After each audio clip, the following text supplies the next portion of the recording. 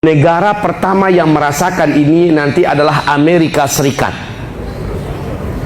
Meksiko sudah mulai Meksiko, dan dikatakan bahwa bencana badai Harvey yang ada di Meksiko ini akan lebih besar lagi ke depan. Texas, Austin, ini sudah mulai, Pak.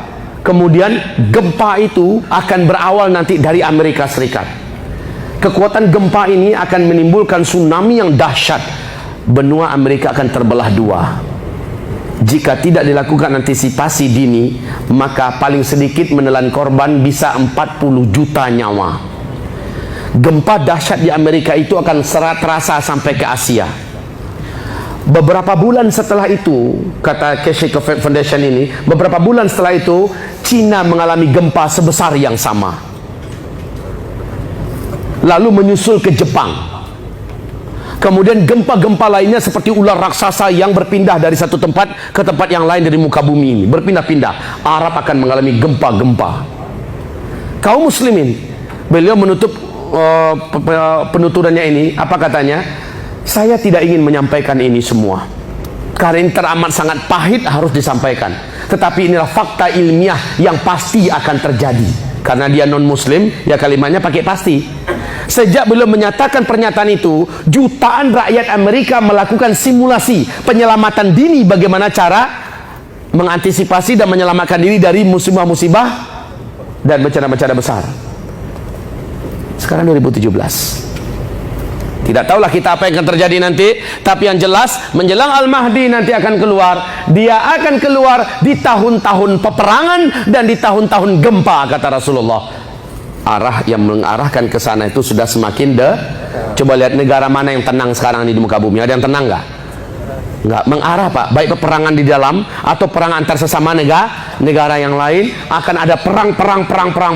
La haula wala quwata illa billah. Selanjutnya kata Rasulullah, menjelang Al-Mahdi keluar, akan ada seorang lelaki yang berjiwa suci, yang berjiwa mulia, dicintai oleh orang-orang beriman satu muka bumi ini. Lelaki itu nanti akan dibunuh. Nafsun zakiyah. Rasul mengistilahkan dalam hadisnya, laki-laki yang mempunyai jiwa yang mulia. Nafsun zakiyah, dibunuh. Satu bumi orang beriman berduka dan marah dengan kematiannya. Seluruh malaikat di langit akan marah dengan terbunuhnya laki-laki yang mulia ini. Jadi syarat laki-laki yang terbunuh itu, satu, dia berjiwa mulia. Dua, orang beriman satu muka bumi mengenalnya. Berarti dia levelnya internasional, dicintai oleh orang satu muka bumi.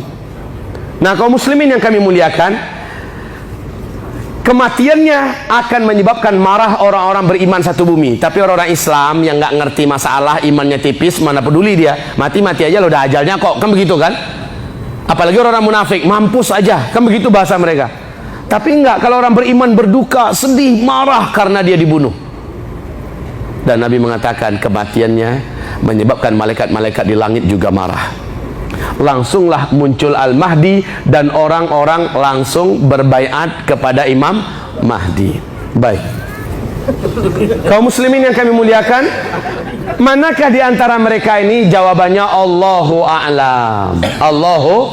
Kita tidak boleh memastikan satupun, karena Nabi hanya menyebutkan orang ini berjiwa mulia, terkenal ke seluruh dunia, orang beriman mencintainya, dan dia target bunuh, dan memang nanti dibunuh.